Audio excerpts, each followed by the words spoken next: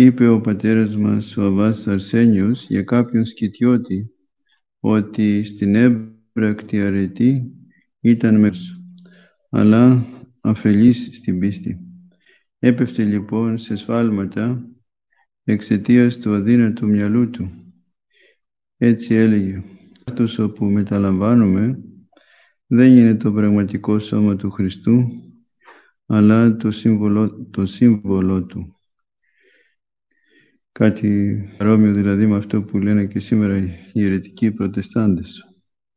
Τον άκουσαν δύο γέροντες να μιλάει έτσι και ξέροντας ότι ήταν μεγάλος στην ενεργό αρετή, δηλαδή στην πρακτική αρετή, σκέφτηκαν ότι μιλούσε έτσι με ακακία και αφελότητα. Πηγαίνουν λοιπόν και του λέγουν: «Αββά, ακούσαμε για κάποιον ότι λέγει πράγματα ανορθόδοξα. Δηλαδή λέει ότι ο άρτος όπου μεταλαμβάνουμε δεν είναι το πραγματικό σώμα του Χριστού, αλλά σύμβολό του». Τους λέγει ο γέρον: «Εγώ είμαι όπου το λέγω αυτό». Και εκείνοι ζητούσαν να τον μεταπείσουν, λέγοντας: «Μη μένεις σε τέτοια γνώμη, Αββά, αλλά στην ορθόδοξη παράδοση. Εμείς οι Ορθόδοξοι πιστεύουμε ότι αυτός ο άρτος είναι σώμα του Χριστού και αυτός ο ίνος είναι το αίμα του Χριστού αληθινά και όχι συμβολικά». Αλλά καθώς αρχικά παίρνοντας χώμα από τη γη έπρασε τον άνθρωπο κατ' εικόνα του, και κανείς δεν μπορεί να πει ότι δεν είναι εικόνα του Θεού, έστω και αν είναι αυτό μυστήριο όπου δεν το χωρά ο νους, έτσι και ο άρτος όπου είπε για αυτόν ότι είναι σώμα μου, αυτός πιστεύουμε ότι είναι πραγματικά σώμα Χριστού. Και ο γέρον λέει: «Αν δεν πιστώ με τα ίδια μου τα μάτια, δεν μπορώ να είμαι μέσα μου βέβαιος». Τότε του είπαν εκείνοι: «Ας δεηθούμε στον Θεό για αυτό το μυστήριο τούτη την εβδομάδα και πιστεύουμε ότι ο Θεός θα μας το φανερώσει». Βλέπουμε δηλαδή πως οι Άγιοι τακτοποιούν τα θέματα με την προσευχή. Ας παρακαλέσουμε τον Θεό και εκείνος ας μας δείξει την αλήθεια. Και ο γέρον με τα χαράς δέχθηκε τα λόγια τους και δεόταν στο Θεό και έλεγε: Κύριε, εσύ γνωρίζεις ότι δεν δυσπιστώ από κακή διάθεση, αλλά για να μην πλανηθώ σε αγνωσία, φανέρωσέ μου, Κύριε Ιησού Χριστέ, την αλήθεια».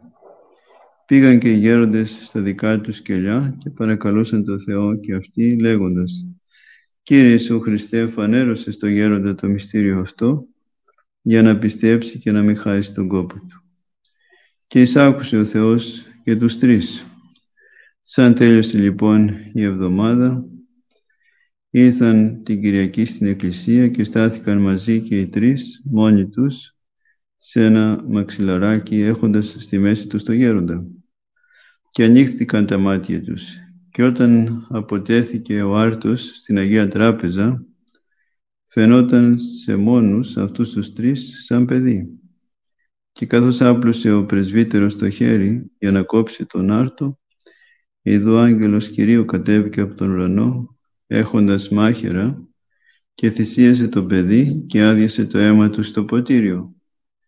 Και καθώς ο πρεσβύτερος έκοψε τον άρτο σε μικρά μέρη, έκοβε και ο άγγελος από το παιδί μικρά μέρη. Και όταν προσήλθαν για να μεταλάβουν, δόθηκε σε μόνο το γέροντα κρέας ματωμένο. Και βλέποντάς το φοβήθηκε και φώναξε λέγοντας: «Πιστεύω, Κύριε, ότι ο άρτος σώμα σου είναι και το ποτήριον έχει μέσα το αίμα σου». Και ευθύς το κρέας όπου βρισκόταν στην παλάμη του έγινε άρτος, σύμφωνα με το μυστήριο. Προφανώς τότε ακόμα κοινωνούσαν με τον αρχαϊκό τρόπο, χωριστά το σώμα και χωριστά το αίμα. Γι' αυτό λέγει ότι είδε στο χέρι του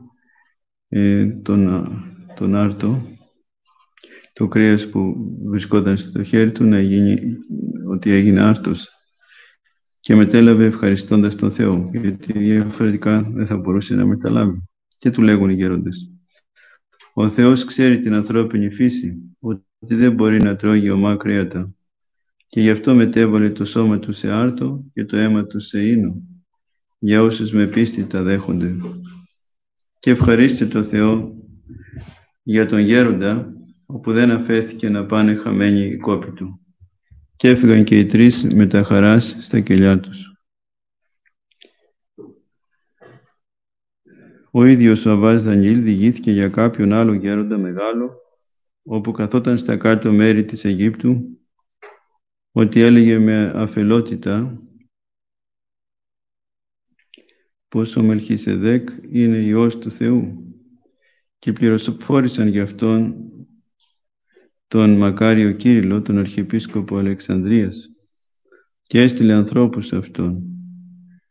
Ξέροντας δε πως θαυματουργός ήταν ο γέρον και ό,τι ζητούσε από το Θεό του το φανέρωνε, και ότι από αφελότητα έλεγε εκείνα τα λόγια, χρησιμοποίησε ανάλογο τέχνασμα λέγοντας: «Αββά, σε παρακαλώ, επειδή ο λογισμός μου λέγει ότι ο Μελχισεδέκ είναι Υιός του Θεού και άλλος λογισμός λέγει ότι όχι, αλλά άνθρωπος είναι, αρχιερεύς του Θεού, και εγώ δεν ξέρω τι από τα δύο να διαλέξω, σου παραγγέλω να δεηθείς στο Θεό για να σου φανερώσει την αλήθεια πάνω σε αυτό το ζήτημα».